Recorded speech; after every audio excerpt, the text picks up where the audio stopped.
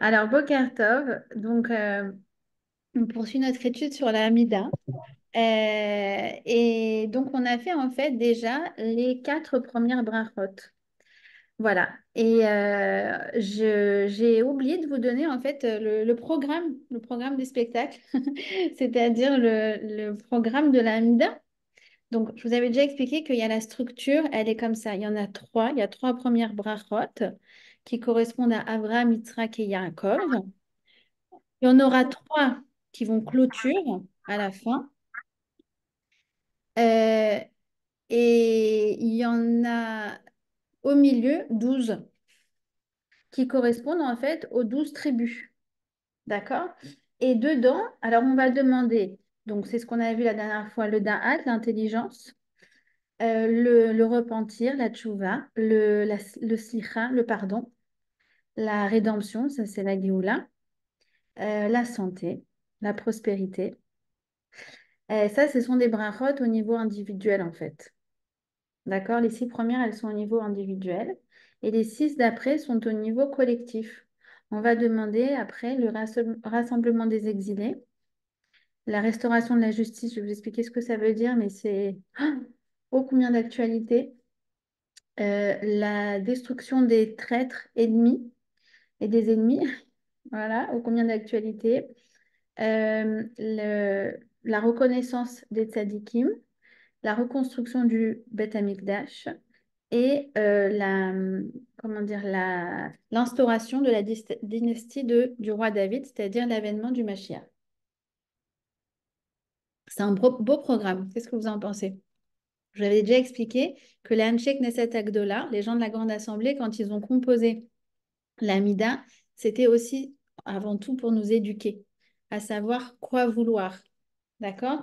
Donc, je trouve que déjà de se remémorer, rien qu'avant de faire cette fila, écrire ça peut-être en haut, tout en haut dans votre sidour, écrire cette liste, eh bien, ça peut déjà aider à se mettre en condition, qu'est-ce que je vais demander maintenant? Alors, la dernière fois, on avait fait le da'at, on avait expliqué ce que ça signifiait. Donc, l'intelligence, on avait expliqué que c'était une intelligence de vie, une intelligence réelle qui nous engage, qui nous implique. Et c'est ça qu'on avait demandé. Et puis, c'était une intelligence qui était de voir au-delà du réel. Vous vous souvenez? D'accord? Une intelligence d'ordre fine, spirituelle et intègre. Alors, ce qu'on va faire aujourd'hui, j'espère, je suis très ambitieuse, mais j'aimerais faire trois brachot aujourd'hui, qui sont donc la tchouva, le pardon et la géoula. D'accord? Alors, on va essayer de se tenir à ce programme. Donc, on en est en fait, du coup, à la cinquième bracha, qui est la bracha de la tchouva, la bracha du repentir. Alors, il faut savoir une chose, c'est que nos sages, lorsqu'ils ont ordonné les brachot, eh bien, il y a aussi des codes cachés, ne serait-ce que dans l'ordonnance des brachot. Alors, la numéro 5, ça correspond à la lettre He. Aleph, Bet, Gimel, Dalet, He. Ça correspond à la lettre He.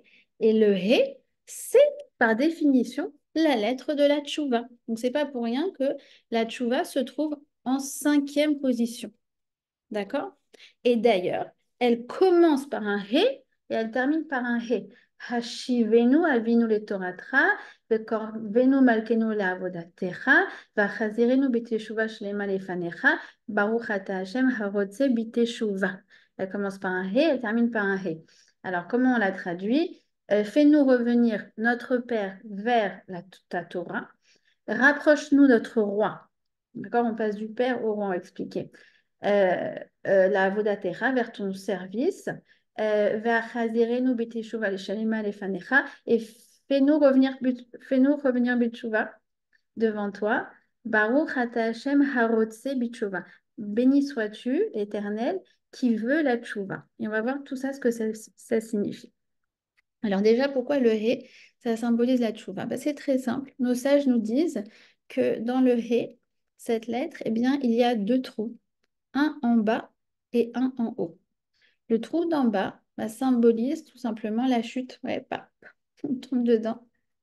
Ce sont toutes les chutes, toutes les avérotes que l'on fait Et on les fait parfois de manière par méconnaissance, parfois on les fait de manière par inadvertance, et parfois c'est parce que on méprise tous les garde-fous spirituels que Hachem nous a donnés. D'accord? Et là, dans ces cas-là, c'est vrai que d'un moment à un autre, on est voué à la chute. Donc la chute fait partie de la condition de l'être humain. Il n'y a aucun être humain, bon, à part quatre, d'accord, dans toute l'histoire de l'humanité qui n'ont pas fauté. Ça n'existe pas. D'accord? Or, cette chute d'en bas, eh bien, ne doit pas nous faire oublier qu'il existe une ouverture en haut. C'est-à-dire que même si je suis vouée à chuter, eh bien, je peux tout autant rentrer dans le bon chemin. Et le He, c'est la première lettre du nom de Hachem, Hachem qui accueille toutes les personnes qui font Teshuvah. Et dans le Sefer Torah, sur le He, il y a comme une couronne, comme pour signifier que quand celui qui se repentit revient, alors Hachem lui orne le front d'une couronne. Alors, pour ça, c'est très important en fait de croire à la tchouva, de croire que c'est possible. Et c'est extraordinaire parce que toute notre littérature, que ce soit le Chumash, que ce soit la période des Nevi'im, la période après des Melachim, pardon, des rois, puis après toute la période du Talmud. C'est incroyable de voir la floraison d'histoires de Tchouva, j'ai envie de dire presque abracadabrante, de personnes qui étaient complètement, mais dans un chemin tortueux où tu te dis, mais leur comportement est désespérant, mais jamais, alors lui faire tchouva, mais alors lui là. Et le Talmud ou le Tanakh te raconte une histoire spectaculaire de tchouva pour nous renforcer, pour nous encourager. Et c'est vrai que nous qui, voilà, comme vous, dimanche matin, qui vous levez, on étudie la Torah, alors Baruch Hashem, on est, entre guillemets, en permanence sur le chemin de la rectification de la tchouva. Mais c'est vrai qu'habitant en Israël, et quand voilà, on habite dans une ville comme Tel Aviv où j'habite, des fois on se dit, pff, on a vraiment de la peine pour les Israéliens qui ont été, j'ai envie de vous dire, les Israéliens qui ont grandi dans des milieux non religieux, qui ont appris dans des systèmes scolaires loin de la Torah. C'est pas que en fait ils ont renié leur héritage, c'est qu'en fait on leur a présenté un héritage qui les forçait, entre guillemets, à être méprisés. On leur a vraiment coupé l'herbe sous le pied, et depuis le plus jeune âge. C'est-à-dire qu'on leur a raconté des histoires voilà, du Tanakh ou du Talmud qui sont complètement, enfin, qui donnent pas du tout envie. Comme nous, si vous voulez, c'est celles qui ont été à l'école publique, comment on nous avait présenté à l'époque la mythologie grecque, ou voilà, on se dit, mais c'est n'importe quoi, quoi. C'est exactement comme ça, malheureusement, que eux, ils apprennent en fait la Torah. Après, avec tous les médias, je vous raconte pas qui, en rajoutent et qui vont toujours trouver le rabbin fou furieux, enfin le rabbin, celui qui a une barbe et un chapeau, on entend bien, d'accord? Ou qui a fait du mal, et enfin voilà. Donc du coup, vraiment, je pense que quand on prie, il faut prier pas que pour nous, mais pour tous les juifs, pas que les Israéliens. Je vous rappelle quand même que l'écrasante majorité des juifs n'est pas chômeur Torah ou mitzvot et est loin de l'être. D'accord? En France, on arrive à un taux d'assimilation de l'ordre de 60%. Ça veut dire si vous voyez 10 juifs dans la rue, il y en a 6 qui sont voilà, en train de sortir de notre histoire et de notre héritage. D'accord? C'est pour ça que la Torah, elle vient et elle nous donne un baume au cœur. Alors, la première fois qu'elle nous donne un baume au cœur, c'est dans Parashat Toldot. À quel moment? Au moment où Yitzhak s'apprête à bénir son fils, Yaakov. Et c'est écrit que il sent ses habits. Comment on dit habits en hébreu? Begadav. Il sent les begadav de Yaakov. Ah, ces begadav, ces habits sentent un goût de Gan Eden. Waouh! Vient le Midrash et nous dit, ne lis pas begadav, mais bogadav. Les descendants de Yaakov qui seront des bogodim, c'est-à-dire des impies, des gens qui sont sortis complètement du chemin, qui sont parfois même, que Dieu préserve, des traîtres au peuple juif. Ceux-là même, à l'intérieur, ils sentent le Gan Eden. Et c'est eux qu'il va bénir. Lorsqu'il bénit Yaakov, il bénit également toute sa descendance, c'est-à-dire nous y compris, et ça veut dire tous les Juifs qui sont tellement, tellement, tellement, tellement éloignés. Et nous rappelle par là même que, eh bien, à l'intérieur, ils continuent de sentir le Gan Eden. D'accord? Même s'ils se sont rebellés, même s'ils sont partis, même s'ils se... Ça change rien. Quoi qu'il en soit, aucun Juif ne peut aller aussi loin que la porte de la tchouva lui est fermée. Ça n'existe pas. Peut partir le plus loin du monde, c'est comme le GPS, Waze, d'accord? Vous rentrez la destination, tchouva, d'accord? C'est ça qu'il y a dans notre tête, en fait. Et après, tu prends pas le chemin. Il te dit d'aller à droite, toi, tu vas à gauche. Il te dit d'aller tout droit, toi, tu vas en arrière. Tu fais tout ce qu'il le contraire de ce qu'il te dit de faire. Mais pourtant, à chaque fois, hop, il recalcule le chemin. Et à la fin, tu peux toujours, si tu finis par écouter le Waze de ta vie, tu pourras toujours finir par arriver à destination. Il y a une question? Ah non, oui? Oui, excusez-moi. En fait, je suis désolée, c'est un peu une histoire personnelle, mais qui m'arrive en ce moment. Alors, en fait, c'est quelqu'un de ma... donc, c'est pareil, quelqu'un qui est loin, justement, savoir quel mot dire, peut-être. C'est un peu, alors, je pense, c'est un peu, voilà, choquant, c'est très loin. Loalinou, c'est quelqu'un de ma famille qui est décédé. Et en fait, sa femme me dit que bah, ils veulent pas l'enterrer. Ah, Et voilà, quoi, ils veulent. Et quel mot dire? C'est des gens qui ont vécu effectivement dans une province enfin, pas une banlieue, mais oui, c'est ça, en province, qui ont jamais été dans la vie juive et tout. Qu'est-ce qu'on peut dire pour éviter que ça se fasse ou qu'est-ce que ouais, c'est terrible. C'est terrible, vraiment. ouais. Mm. Vous me laissez réfléchir? Oui, bien sûr. Je ne peux pas donner une réponse du tac au tac. Si quelqu'un en a une, avec plaisir. Il faut que ça mature. Il faut que ça mature. Non, mais J'avoue. ouais. excusez-moi, il a des enfants ou pas? Il a des enfants? Est-ce qu'il a des enfants, le Il a monsieur qui est décédé? trois enfants, dont une qui est décédée et qui a été enterrée justement dans un cimetière justement en province et qui a voulu avoir un Magen David sur sa tombe. Elle a voulu avoir un Magen David sur sa tombe. Euh, alors sa femme me dit oui, lui, sa fille, je lui dis, elle me dit sa fille comme ça qui est au fond d'un trou, voilà ce qu'elle me dit. Voilà. Ah, parce que nous, ça nous est arrivé le même cas. Mon beau-frère était marié à une Française et il avait des enfants, mais nous, on s'est occupé, on l'a emmené en Israël, on l'a enterré à Là, Ramé c'est pour ça et que après, ils nous ont poursuivis en justice, on a gagné. Bon, ah, ouais. voilà, c'est une Ouais, question. bon, désolée, j'aurais peut-être pas. Non, non, c'est une bonne question, mais j'ai pas comment ça s'appelle, le Très Ishuvada, dur. comment dire, pour vous répondre. Euh, Écrivez-moi par WhatsApp, on en parle.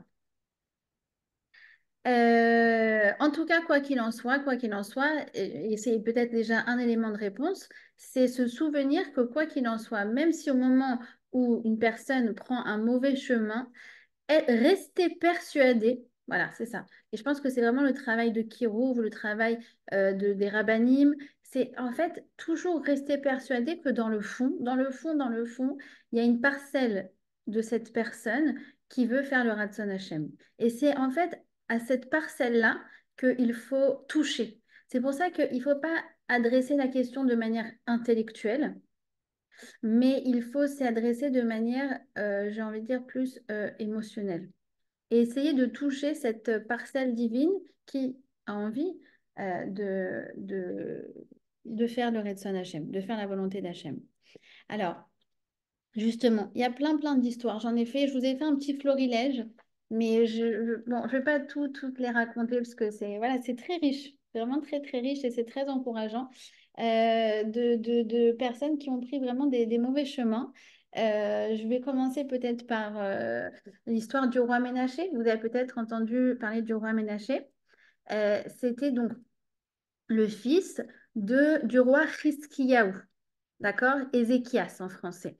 Alors, Hiskiyahu, c'était un grand sadique Et il avait fait en sorte que tout le Ham Israël, même les enfants, soient très, très érudits et très attachés à Dieu. On pourrait dire que tout le royaume de Yehuda, parce que c'est après le schisme, d'accord? Donc, Ménaché, c'est le roi de Yehuda, d'accord? Donc, là où se trouve Yerushalayim. Tout ça, on va dire que c'est Bnei Brak, d'accord? Vous voyez un peu l'idée? Eh bien, son fils, Ménaché, lui, va régner pendant 22 ans au cours duquel il s'est employé à faire exactement le contraire de son père, c'est-à-dire détourner du bon chemin tout le peuple juif, entraîner à l'idolâtrie, mettre des idoles dans le Beth Amikdash.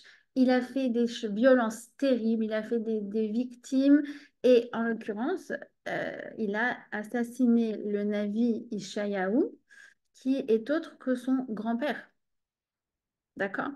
Le beau-père du roi Hiskiaou, parce que Hiskiaou s'était marié la fille du prophète Isaïe, il a tué, écoutez bien, son propre grand-père. D'accord? Puisque, en fait, il exhortait à faire tchouva. Waouh! Et là, tu te dis, bah, c'est un cas désespéré. Et pourtant, lorsque Ménaché a été pris par les Babyloniens, il a été condamné à être brûlé vif. Et il était dans une grande espèce de marmite, d'accord, dans lequel, je sais pas comment dire, chaudron dans lequel, en fait, les flammes commençaient donc à le toucher. Et à ce moment-là, seulement à ce moment-là, il a commencé à invoquer le Dieu de ses pères. Et lorsque il a commencé à invoquer donc le Dieu, donc c'est marqué donc le Dieu de ses pères, c'est écrit que les anges ont tout fait pour bloquer la prière de Ménaché. Ils ont dit quoi? Ce rachat, cet impie, lui va vouloir s'adresser à Kadosh Baruch Hu. On ferme la connexion. On débranche tous les Wi-Fi là. Tout, pourvu que sa prière n'arrive pas jusqu'au Kissé à Kavod. D'accord? Et là, c'est écrit que Akadosh Baruch Hu a fait un trou, une ouverture. Vous voyez le fameux hé là? C'est écrit que Akadosh Baruch Hu, il a fait une ouverture sous son Kisei HaKavod, sous le trône de Céleste, et par lequel, en fait, la prière de Ménaché a pu l'atteindre. Et à ce moment-là, Akadosh Baruch Hu a fait un a fait un miracle, et lui a sauvé la vie. Eh ben, je vais vous dire, moi, je connais des personnes, en l'occurrence une femme, une amie, qui était partie très, très loin aussi, en se disant que bon, bah, c'est assimilé, truc, c'est des personnes qui se définissent comme Chiloni. Ouais, parfois, c'est une identité qui enferme. Le jour où elle a entendu l'histoire de Ménaché, très, très beau, très émouvant quand elle raconte, elle est sortie de la salle, elle s'est mise à pleurer toutes les larmes de son corps et elle s'est dit, bon, si lui a fait tchouva, moi aussi je peux faire tchouva. Si Hachem, il a fait une ouverture pour lui, tu ne peux pas imaginer un plus grand rachat que ça. Enfin, excusez-moi, je ne connais pas plus rachat que ça. Si lui, il a pu faire tchouva, moi, je peux faire tchouva. Et elle a après entamé toute une démarche de tchouva. Il y a aussi l'histoire de Yosef Mishita que j'aime beaucoup raconter à propos donc de Tisha B'Av. Bon, je la raconte. Au moment de la conquête du Beth Amikdash, alors les Romains ont demandé quelqu'un qui était capable de saccager le Beth Amikdash pour prendre un objet en l'honneur du César, en l'honneur du roi, qui s'est dévoué. Voilà, je me dévoue de manière très proactive, voilà, très très volontaire. On cherche un volontaire pour une mission terriblissime. Qui? Yosef Meshita. Yosef Meshita, c'était un grand traître, un grand traître, et un vendeur de juifs, quoi. Et il est rentré. Effectivement, il a pris donc il a pris un objet. Alors qu'est-ce qu'il a pris? Il a pris la menorah. Il a pris la menorah. Et ah non, c'était pas. Excusez-moi, c'est l'histoire. Donc les Romains disent, est-ce que tu es prêt à saccager le Beth Amikdash? Et si tu le saccages, tu pourras prendre n'importe quel objet que tu veux. Voilà, c'était ça. Et donc, il s'est dévoué, il s'est porté volontaire. Il est sorti, il a saccagé, il faut imaginer, saccagé le Beth Amikdash. Et lorsqu'il est sorti, il a pris la menorah pour lui. Allez, ciao, bye bye, j'ai fini ma mission. Les Romains voient la menorah et disent, attends, attends, attends, je t'explique. Ça, c'est pas un cadeau pour toi, ça. Un aussi bel objet, c'est un cadeau pour un roi. Et donc, ils prennent la menorah. Il dit, regarde, nous, on prend la menorah pour le César. On ne peut pas te la laisser. Mais re-rentre et prends ce que tu veux. Et là, à ce moment-là, Yosef Meshita dit, quoi? Tu veux que j'ai offensé une première fois mon Créateur? Tu veux que je l'offense une deuxième fois? Non, je ne retournerai pas. Et là, ils disent, mais je n'ai pas compris. Il y a 5 minutes, tu étais prêt à rentrer, à saccager ton propre Beth Amikdash. Maintenant, tu ne veux plus? Eh bien oui, parce qu'entre-temps, il a fait tchouva. Il a fait tchouva au point qu'ils ont essayé de le persuader. Ils ont essayé donc de le menacer. Ils lui ont dit, voilà, si tu ne retournes pas pour faire ce qu'on te dit, eh bien, on te tue. Et finalement, Yosef Meshita, eh bien, a accepté d'être tué en Kiddush Hashem. Là, tu dis, mais attends, j'ai pas compris. Il s'est passé 5 minutes entre le moment où lui, il était prêt, volontaire, à saccager le Beth Amikdash, et le moment où il est prêt à mourir en Kiddush Hashem. J'arrive pas à comprendre. C'est la force de la tchouva. Et c'est ce que dit Yehuda, c'est ce que dit Yehuda Anassi. Il dit, lorsqu'on entend des histoires comme ça, il dit ça à propos d'un autre qui a fait tchouva qui s'appelle Eliezer Ben Dourdaya. Alors lui aussi, un taré mental, un pervers qui a été voir toutes les prostituées au monde et pareil, qui a fait tchouva. Alors il dit à propos de cela, il y en a qui passent une vie à acquérir le Olam Haba et il y en a qui arrivent à l'acquérir en 5 minutes. D'accord?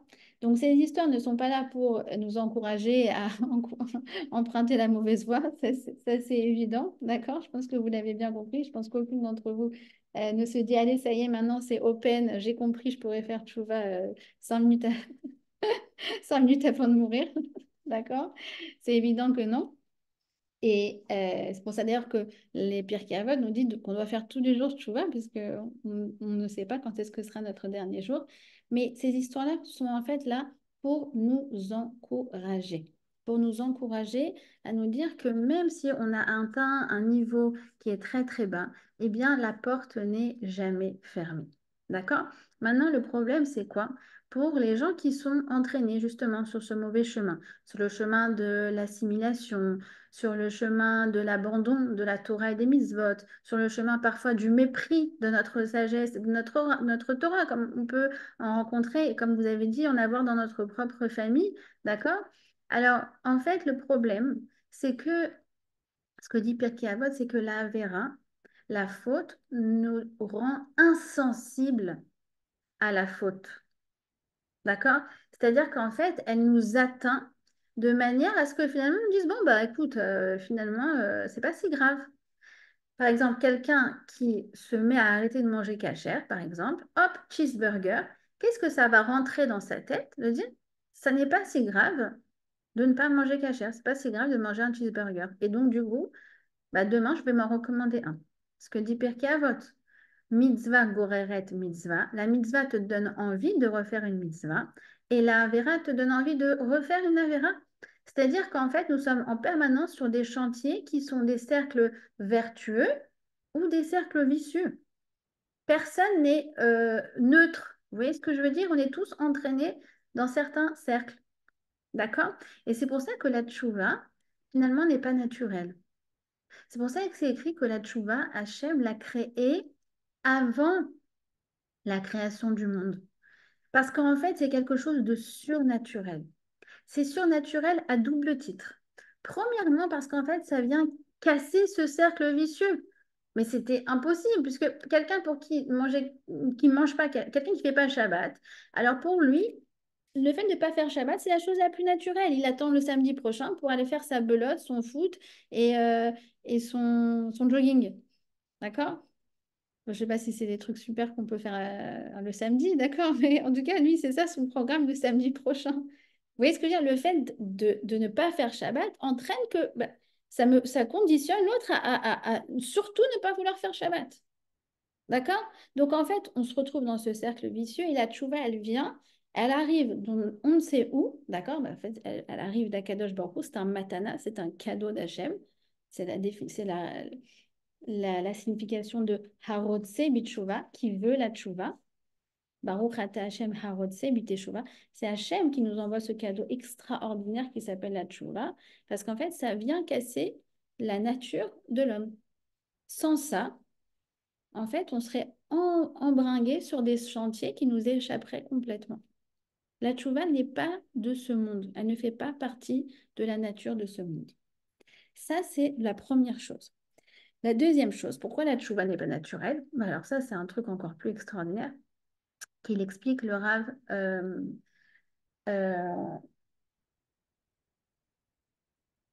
oh, oh, oh, excusez-moi, le Rav du Kotel.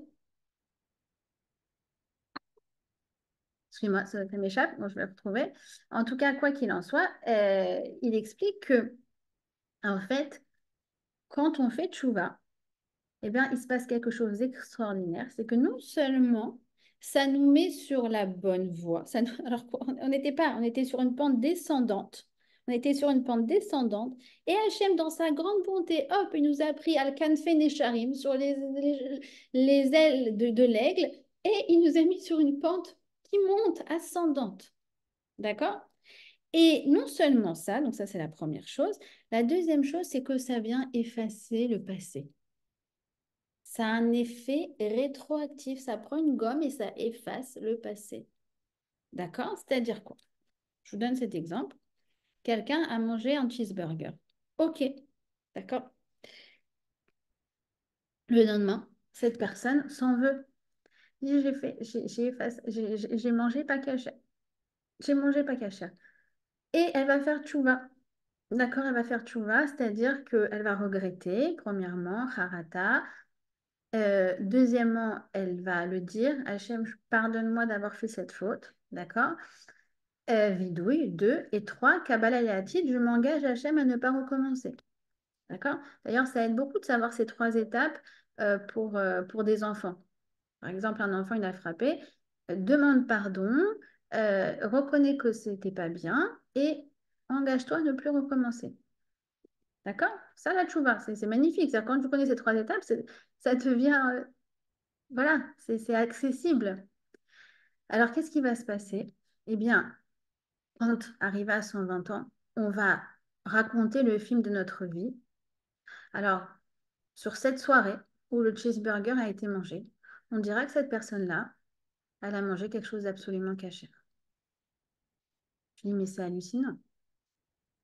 Le pouvoir de la tchouva, c'est que ça efface le passé. C'est pas du tout logique.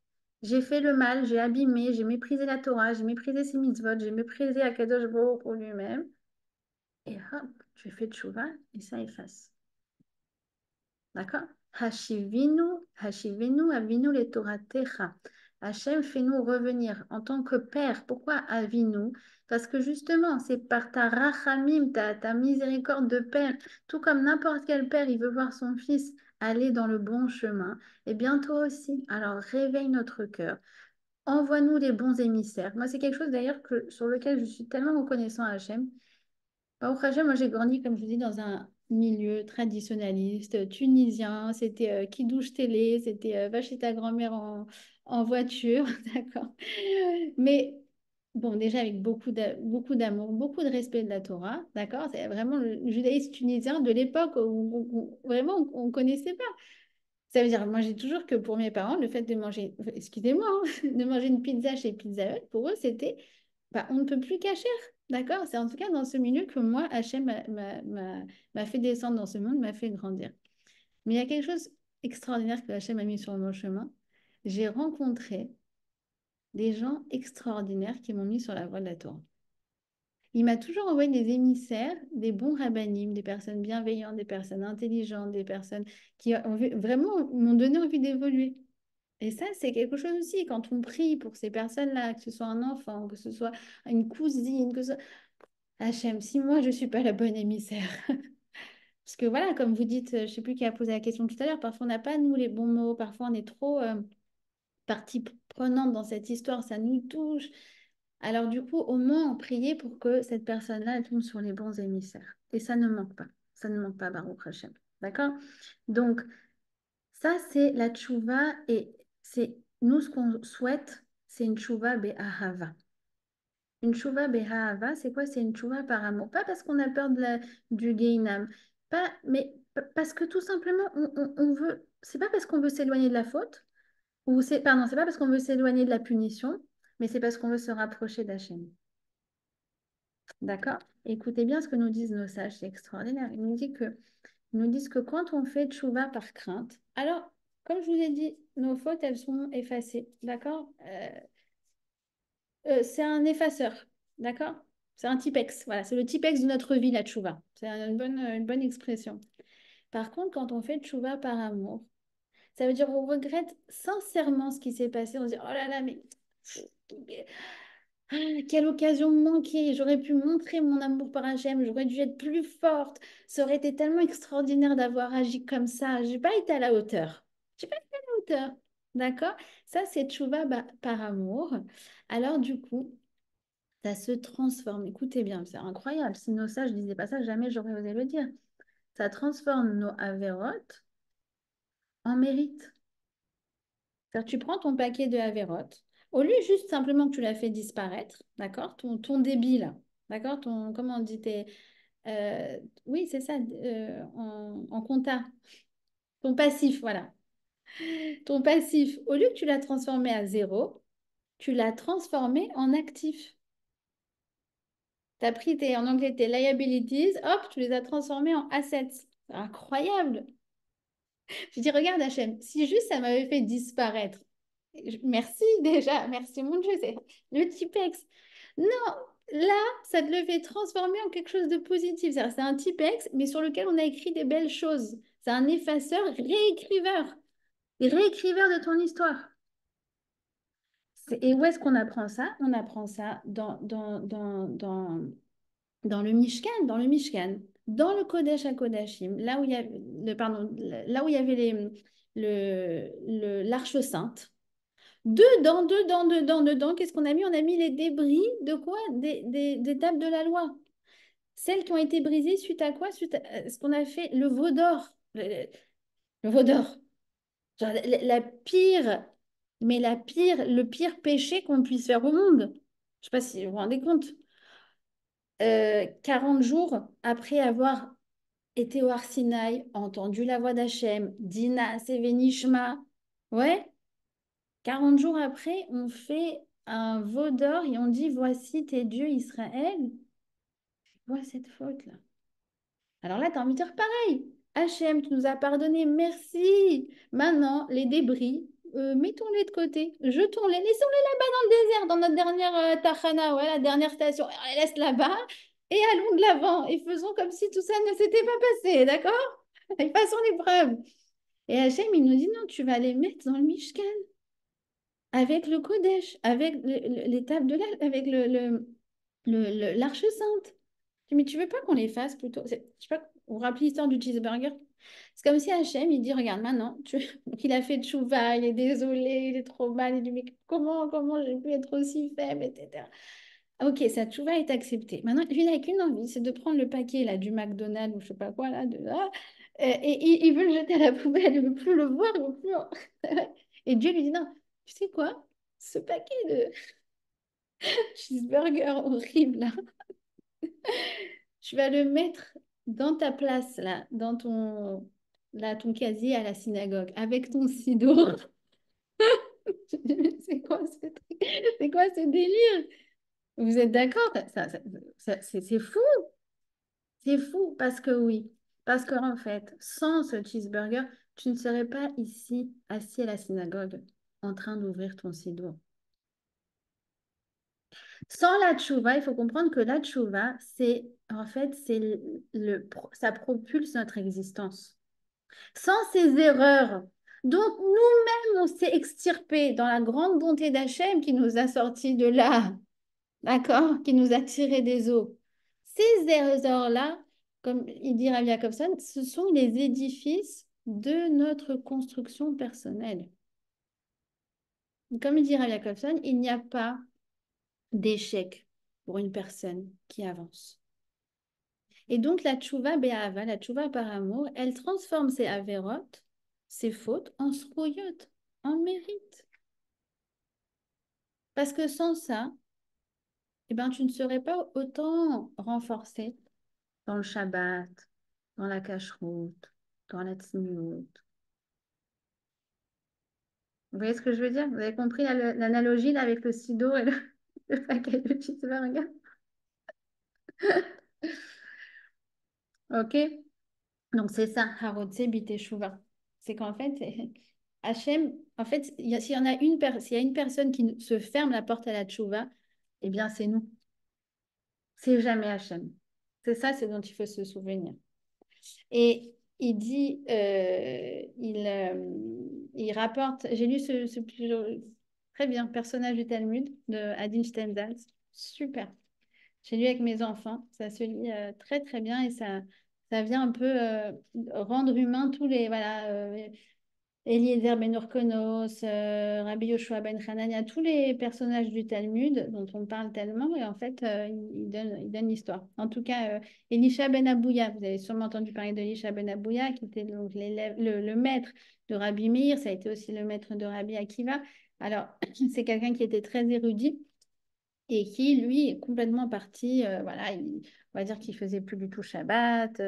Et c'est pas ça, c'est qu'il narguait même ses anciens collègues, puisqu'il venait au Beth Midrash à Shabbat en cheval, c'est-à-dire comme si on dirait où tu vas à la synagogue le samedi en Ferrari. Vous voyez ce que je veux dire? Enfin voilà, il est tombé très, très, très, très, très bas. Et en fait, justement, la grande tristesse et le grand drame de Elisha Ben Abouya, qui lui n'a jamais fait de chouva, eh bien, c'est qu'il en avait conclu que toutes les portes de la tchouva étaient ouvertes, mais sauf pour lui. Et c'était pour lui aussi clair que si Dieu le lui avait dit. Et c'est ça la grande erreur de Elisha Ben Abouya. C'est que même si tu as l'impression que c'est fichu pour toi, que c'est fichu pour cette personne, l'erreur, c'est quoi? C'est de croire que Hachem ne désire pas ta tchouva. Et c'est ça, en fait. C'est nous-mêmes qui nous fermons les portes. Donc, ça doit nous renforcer pour nous-mêmes. Et comme je vous ai dit, pour toutes les personnes, je suppose comme vous, comme moi, de notre entourage pour lequel on a une responsabilité de prier. D'accord? Non, non, non, c'est pas ça. Merci, Sarah. Ça va me revenir. D'ailleurs, excuse-moi, c'est écrit, je crois, à Daka, vous, Béné Adam. Jusqu'à la dernière minute, quand on meurt même, on fait Shema Israël, on est retourné Bitchouva. Personne ne peut désespérer.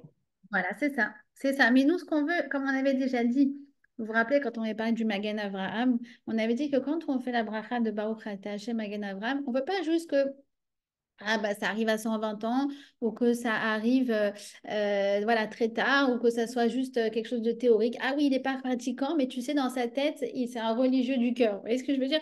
C'est ça le Magen Avraham. Non, nous, on prie quand on dit Magen Avraham pour que justement cette étincelle, elle se matérialise dans la réalité. Parce qu'il n'y a pas plus beau qu'une vie de Torah. Vous voyez ce que je veux dire? Donc, on veut que ce soit maintenant et que ce soit pour tout le monde. À l'éveil, que Hachem, voilà, il nous aide à ouvrir les cœurs de chacun. D'accord? Et lui, il veut. C'est ça qu'il faut se souvenir. C'est lui, il veut, mais c'est nous parfois qui désespérons trop vite. Mais, comme dit Rabbi Nachman, En iyush baolam klal. D'accord? Alors, ensuite, la sixième bracha, c'est Slach Lanu, c'est le pardon. Non, c'est la suite naturelle. Je ne vais pas m'étendre sur cette bracha.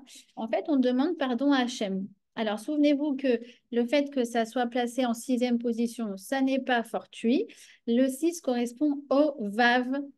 D'accord? Le Vav, ça veut dire en hébreu, c'est la lettre qui raccroche. D'accord? C'est le préfixe de coordination, si vous voulez. Et ça incarne l'union. D'accord? Le Vav, d'ailleurs, en hébreu moderne, un Vav, c'est un crochet. D'accord? Pourquoi? Parce que le pardon raccroche. D'accord? Le pardon rapproche. Et donc, on demande à Hachem de nous pardonner et de rétablir donc les liens qui nous unissaient avant la faute. C'est vraiment la suite de Harotse Biteshuvah. Alors, c'est très bien de demander pardon, voilà, tous les jours, de manière sincère, en disant Hachem, je suis désolée, je n'ai pas exprimé la meilleure version de moi-même, j'ai plutôt exprimé la partie basse de moi-même, je n'ai pas été à la hauteur, etc. Mon mari, à Seuda Shlichit hier, à la synagogue, et, quand il faisait le cours, alors il a dit c'est important d'avoir cette anava, d'avoir cette humilité de reconnaître qu'on s'est trompé, alors, pas seulement vis-à-vis d'Hachem, d'accord, mais vis-à-vis avant tout de notre entourage. Alors, il a posé la question, d'accord, on était peut-être 25, 30 à la table de Seuda Shlichit, et il a dit, euh, voilà, est-ce que quelqu'un a dit, cette semaine, a dit cette phrase, tu as raison, ou bien, je me suis trompée. Et là, tout le monde se regarde. On est quand même 30, hein, d'accord? Bah, en fait, personne cette semaine n'a dit tu as raison ou je me suis trompée. Alors il a dit, bon, bah voilà, ça veut dire qu'on a encore des progrès à faire sur le fait de reconnaître nos erreurs. Bon, alors il y en a un à ce moment-là qui s'est empressé de dire tu as raison. Il a dit tu as raison. Voilà. Elle est bonne. Voilà, C'est très bonne. voilà, c'est important. C'est important. Alors, c'est important. On n'est pas du tout dans une attitude, on dit en anglais apologizing. Je ne sais pas comment on dit, je crois qu'on dit en français apologétique. Tu vois, celui qui est tout le temps désolé, qui s'en veut toujours pour un oui ou pour un non, qui est toujours. Non, pas du tout. On n'est pas du tout dans cette mouvance-là. D'accord?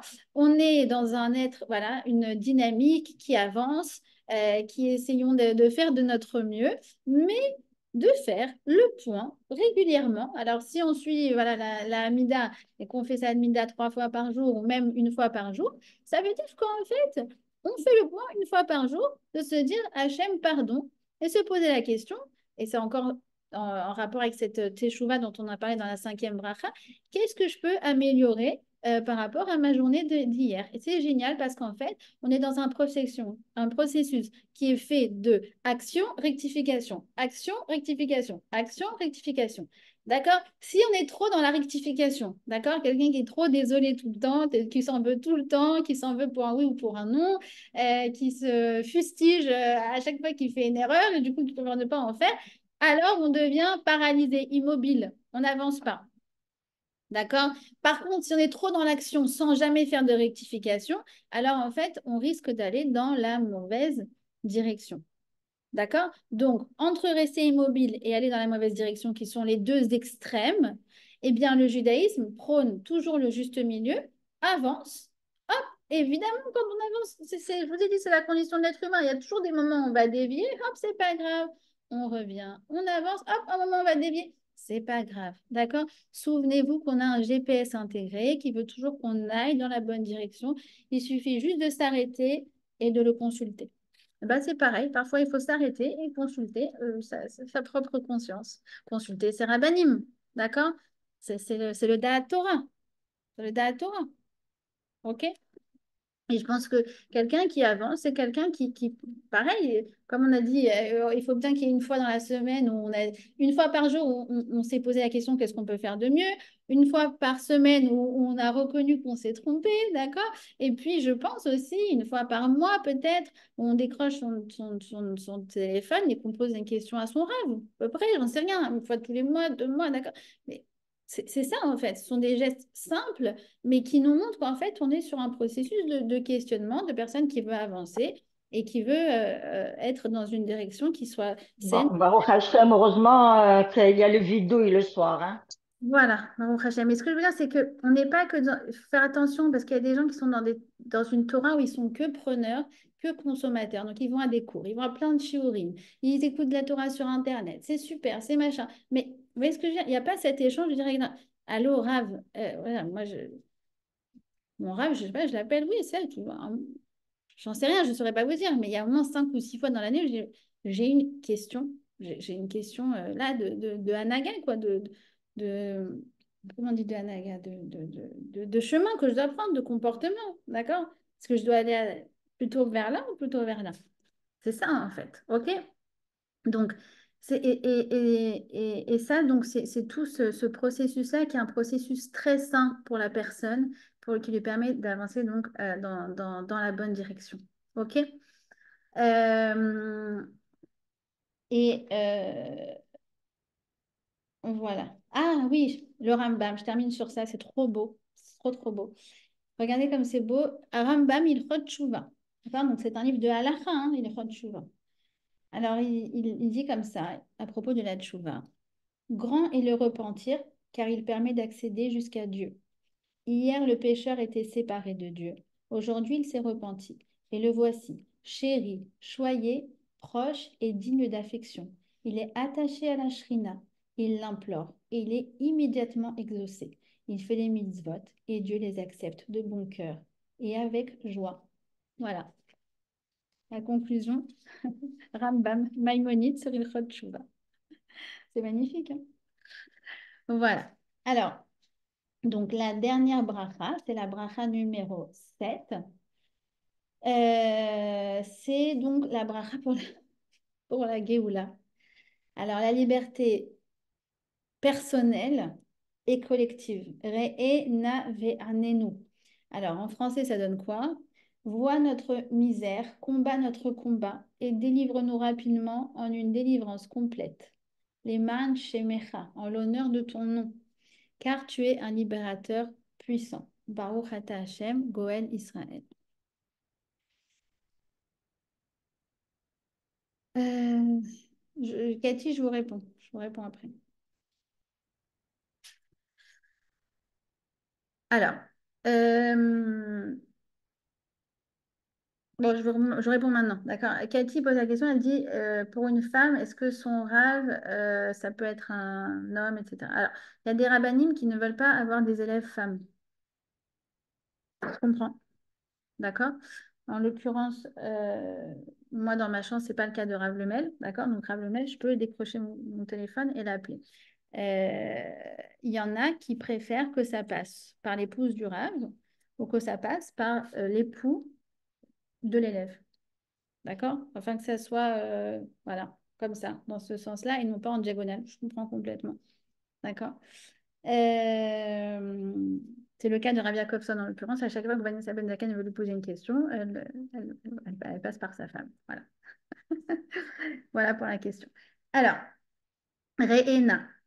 Donc, on demande à Hachem d'atténuer nos souffrances, d'accord, de voir notre combat, notre misère, et de nous délivrer rapidement. Baruch ata Hachem, Goël Israël, qui nous délivre. Alors, pourquoi on lui demande juste de les atténuer et non pas de les enlever? Ben, parce que déjà, on ne peut pas souhaiter une vie sans difficulté. Tout comme on ne peut pas demander un parcours sans erreur. C'est tout simplement impossible. Une vie comme ça serait dénuée de sens et on se sentirait autosuffisant. Ouais, c'est moi qui gère. Quand le parcours il est trop lisse, vous voyez ce que je veux dire? Comme il dit Ravi Sharon, il dit les petits soucis sont une piqûre de rappel que le bonheur n'est jamais acquis et qu'on dépend d'Hachem. Ravi Sharon. Alors, si vous voulez un contre-exemple de ça, le contre-exemple, c'est quoi? C'est le serpent, le Nachash, quand il a fauté. Donc, lui, il a fait quelque chose de très grave. Parce que c'est beaucoup plus grave de faire fauter quelqu'un que de fauter. Enfin, c'est une autre catégorie encore, de fauter, faire fauter quelqu'un par rapport à fauter soi-même. Donc, lui, il a fait fauter Adam et Ève. Adam et Ève, ils ont reçu des punitions, d'accord, qui sont en fait des tikkunim, c'est-à-dire des moyens d'arriver par eux-mêmes à rectifier leurs fautes. En revanche, quand vous voyez la punition du serpent, vous vous hallucinez. C'est hallucinant. Il y a écrit quoi? Ben, en fait, tu vas manger la poussière de la terre. Voilà. Quand on réfléchit 2 secondes. Si ton corps est fait de manière à ce que tu te nourrisses de la poussière de la terre. Bon, d'accord, c'est pas très noble. D'accord? Mais disons que, on va dire, voilà, imaginons qu'il a dit, tu peux manger du sable, tu vas manger du sable, ça va te rassasier, ça va te nourrir, tu es au top. D'accord? Je dis, mais excuse-moi, mais c'est pas une punition, parce que du sable, je peux en trouver partout, justement. Je n'ai pas besoin, comme Adam, là, de me casser la tête, baiser à tra, apéra, tochal, par le sur de ton front, tu vas manger. Je lui dis, c'est complètement, c'est le contraire, c'est pas logique. Le Nachash, le serpent, il avait fait une faute plus grave que Adam. D'accord? Adam, maintenant, il doit devoir se galérer pour manger. Et l'autre, le sable, ça lui suffit? Ah bah oui. Justement, c'est ça la punition. C'est que Adam, quand il sort, il fait sa parnassa. Des fois, le client, il veut signer. Des fois, le client ne va pas signer. Des fois, le produit il marche. Des fois, ce produit ne marche pas. Des fois, l'emplacement, c'était le bon. Des fois, l'emplacement, c'était pas le bon. Des fois, le marketing, il a pris. Des fois, non. Des fois, malgré le business plan, ça n'a pas fonctionné. Parfois, l'investisseur, il veut mettre... Ça veut dire c'est tellement aléatoire qu'on n'a que un réflexe, c'est de tourner les yeux vers Hachem et de dire s'il te plaît, Hachem, je t'en prie, fais que ça marche. Mais la punition du serpent, c'est que, en fait, il a à manger à profusion. Et donc, il rampe, vous voyez ce que je veux dire? Il a tout le temps la tête tournée vers sa nourriture, vers son train-train, vers son confort, la tête en bas.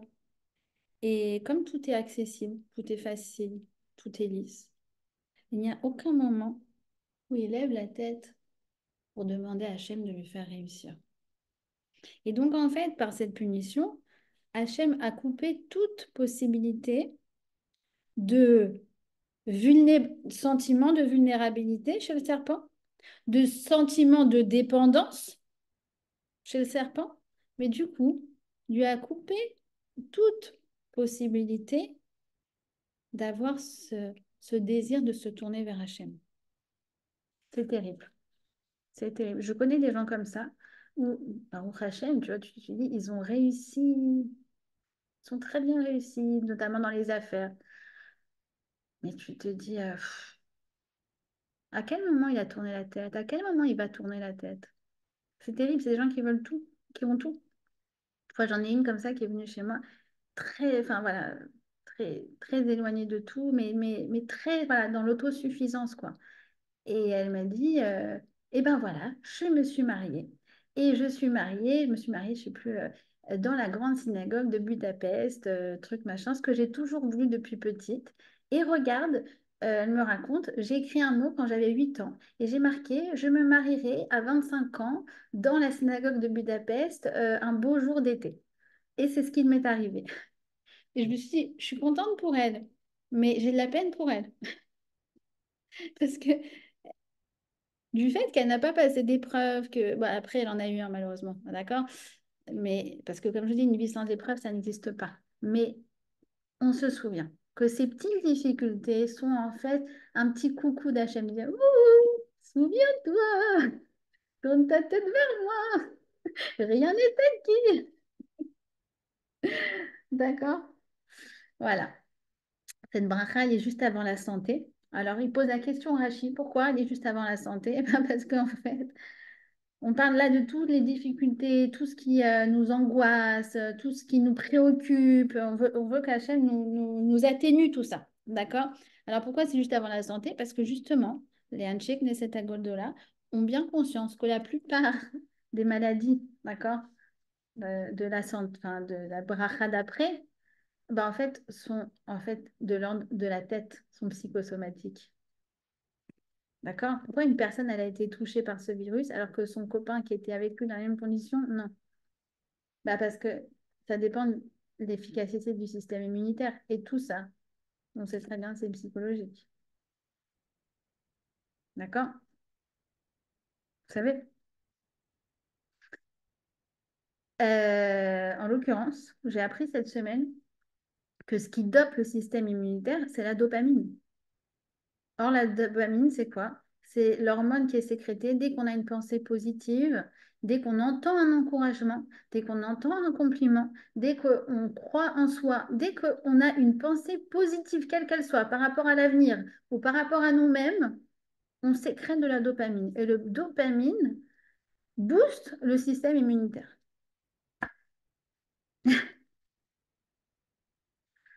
Et la dopamine, entre parenthèses aussi, elle est responsable de la capacité de concentration de nos enfants.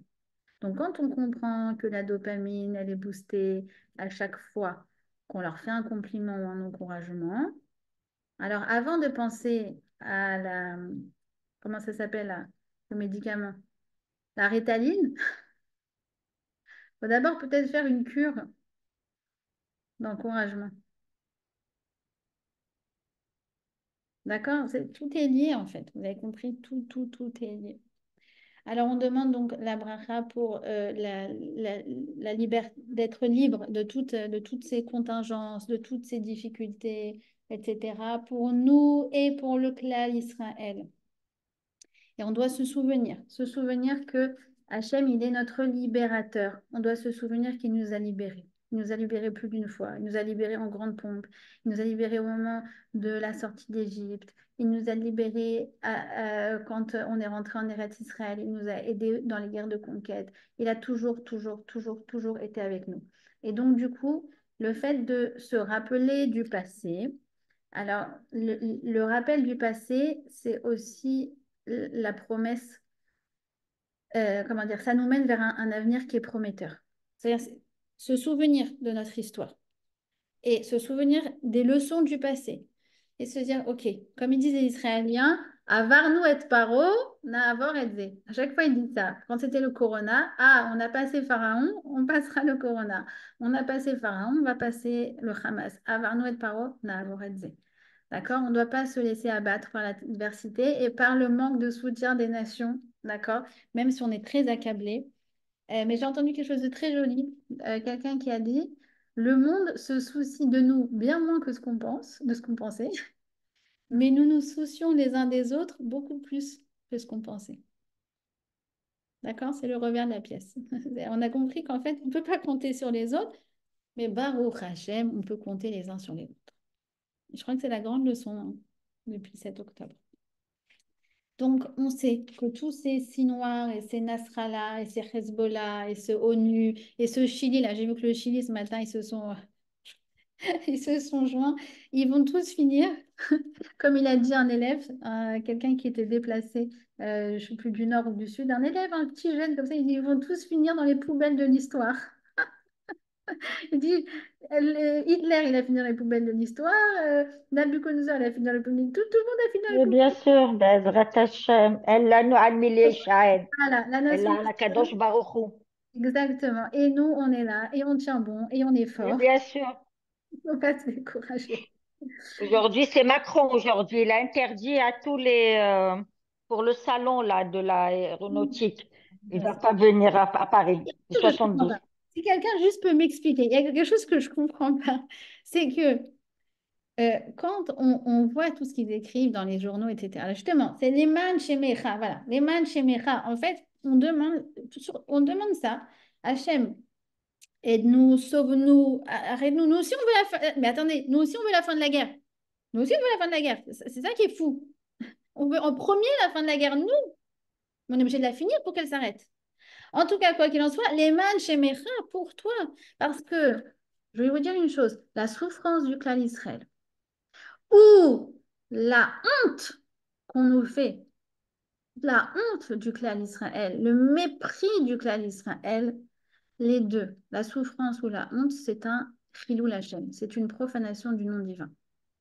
D'accord? Et c'est vrai, quand on voit ça dans les journaux, on a mal. Alors, on a mal pour nous, mais à la limite, nous, on s'en fiche.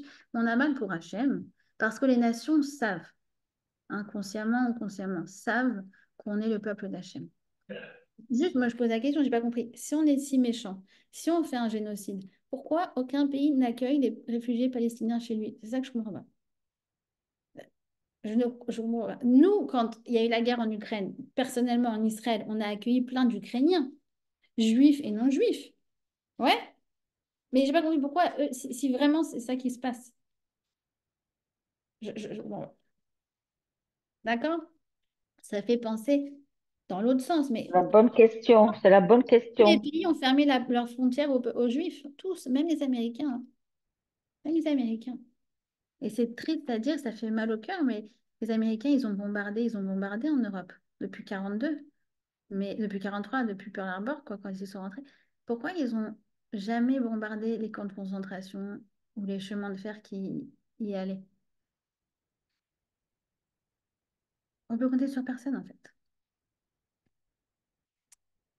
En tout cas, on peut compter que sur lui et ce qu'on lui demande, ce soit les mains shemecha pour lui. D'accord? Kiel Goel Chazak Ata. Alors sur ça, j'aimerais encore dire deux choses. c'est que premièrement, Yeshuat Hashem Keref Ain. C'est quoi Yeshuat Hashem Keref Ain? Ça veut dire que le Hashem peut nous sauver en un instant. Alors, Keref Ain, c'est en un clignement d'œil. Ça veut dire quoi? Alors, évidemment que ça veut dire que ça peut se faire en un instant, mais il y a aussi une deuxième explication qui est que des fois, nous, on n'en peut plus en fait. On ferme les yeux comme quelqu'un qui guette le secours d'Hachem. On attend, et ça nous semble interminable et on se sent déçu. Et on a l'impression que ça y est, Hachem, il a fermé la porte et il va pas nous sauver. Et c'est précisément au moment de Eref Haïm, au moment où nos yeux se ferment d'épuisement et de déception, que là, Hachem apparaît et qui nous donne une nouvelle dose de force et de confiance qui nous permet de réussir. Un peu comme on disait, quelqu'un qui est parti très très loin et tu dis, ah ben, ah là, ça y est, c'est foutu. Et pile à ce moment-là, c'est là que Hachem, il le fait revenir. C'est ça, Irène. Au moment où tu es le plus désespéré, c'est les moments où les choses commencent à se retourner. D'accord? Deuxièmement, il y a marqué, donc dans le schéma, on disait Baruch Ate Hashem Ga'al Israël, qui a sauvé Hashem. Là, on dit Goël Israël. Pourquoi? Kiel Goël Chazak Ata Baruch euh, Goël Israël. Pourquoi? Parce que la Géoula, c'est un processus actuel de chaque jour, de chaque heure et de chaque instant. Et on y est. On y est. On y est. D'accord? C'est comme si j'ai parlé la dernière fois avec une personne, avec la secrétaire du Rav Grossman, parce que j'étais très déçue parce que Rav Grossman, il avait dit que la Géoula se passerait en Nissan. D'accord? Alors moi, comme je suis très naïve, enfin je suis très Tmima, Rosh Chodesh Iyar, après Nissan, j'ai vu qu'il n'y a pas eu la Géoula, j'ai appelé Allô, la secrétaire de Rav Grossman. Il avait dit qu'il y avait la Géoula en Nissan. Bon, elle m'a dit, écoute, le Mashiach, il est là. C'est comme si, en fait, là, on t'avait dit, ça y est, la femme, elle est rentrée en salle d'accouchement. Elle a perdu les os. Elle est ouverte à 10.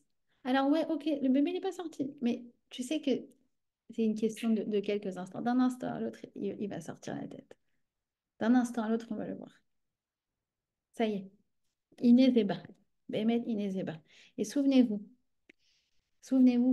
quand on est rentré en Israël, nous, à l'époque de Yehoshua, d'accord, après avoir passé 40 ans dans le désert, combien de temps ça a pris entre le moment où on est rentré en Israël, les guerres de conquête, toute la période des Shoftim, jusqu'à la construction du Beth Amikdash de roi Salomon, ça a pris 480 ans.